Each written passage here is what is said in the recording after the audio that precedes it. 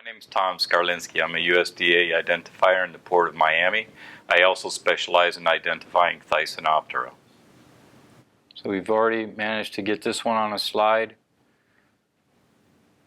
And now we need to discern whether it's a Terebrantia or a tubolifera. So let's go ahead, since we're already on the anterior part of the insect, let's go ahead and look at the wing. You notice that right here in this area, there's a nice longitudinal vein there. Now, unlike others, there's not an abundance of setae,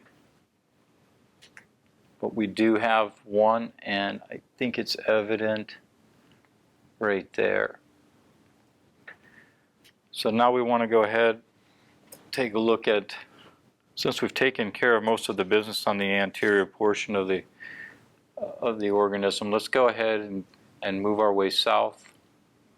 Let's go ahead and check out the shape of the 10th abdominal segment. And I think we'd pretty much agree it doesn't look tubular. It's conical. It's a little rounded. But this is nature. Nature's not perfect. It's not going to be like a line drawing when you get these on slides a lot of times. So let's go ahead and check out the ovipositor on our girl here. And I see some nice serrations right here. So we have a nice serrate ovipositor. So we have as a Terebrantia. So now we need to decide, well, what family do we have of the Terebrantia? So antennal segments 3 and 4 with emergent simple or forked sensory cones. So let's shoot back up to the anterior end here where the antennae are. Let's go ahead and count our segments. We have 1, 2, 3, and 4. So let's go ahead and focus in on antennal segment 3. And we have an emergent that comes out from the segment, and it's a forked sense cone. Let's go ahead and check on segment 4, and it's actually forked here. And this is, in sometimes, these smaller forked sense cones can be misleading, and they can look like a simple sensory cone.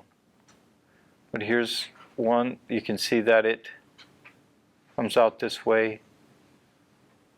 We got a nice fork, and we're basically attached to the antennal segment.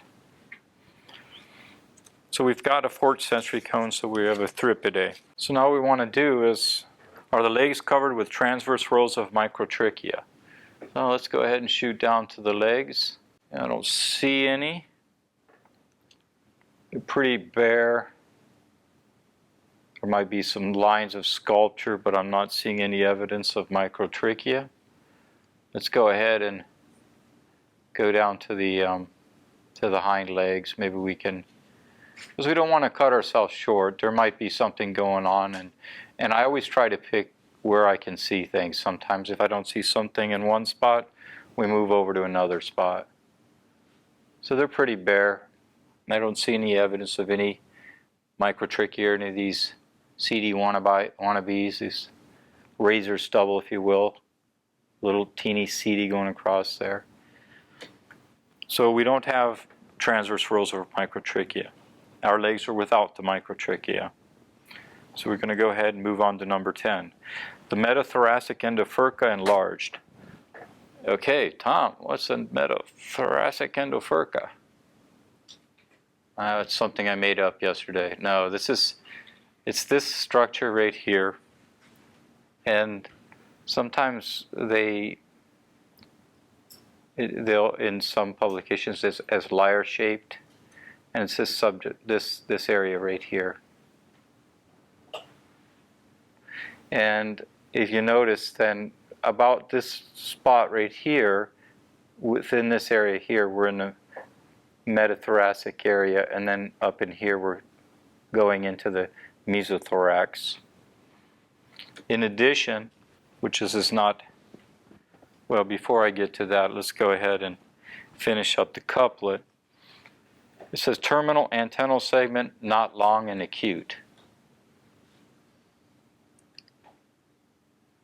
It's pretty long, but it's not real acute. It's kind of rounded at the end here, but it is nice and long. So it doesn't quite fit it. This one can focus in and out, kind of long. It's not real acute. And as something to give you guys an idea of what would be acute, might be something like one of these CD where it comes to a nice point. Okay, so when we mention acute, it's going to come to a nice point. Okay, so the terminal antennal segment's not long and acute.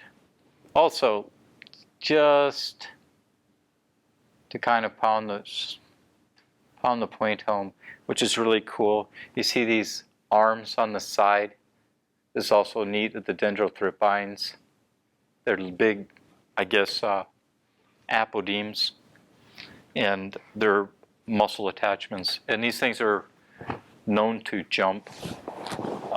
They're very difficult to collect. When you're trying to collect them, they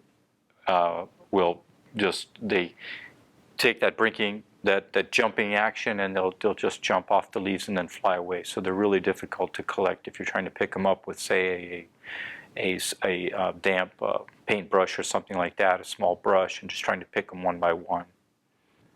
So what we have is a Dendrothripinae.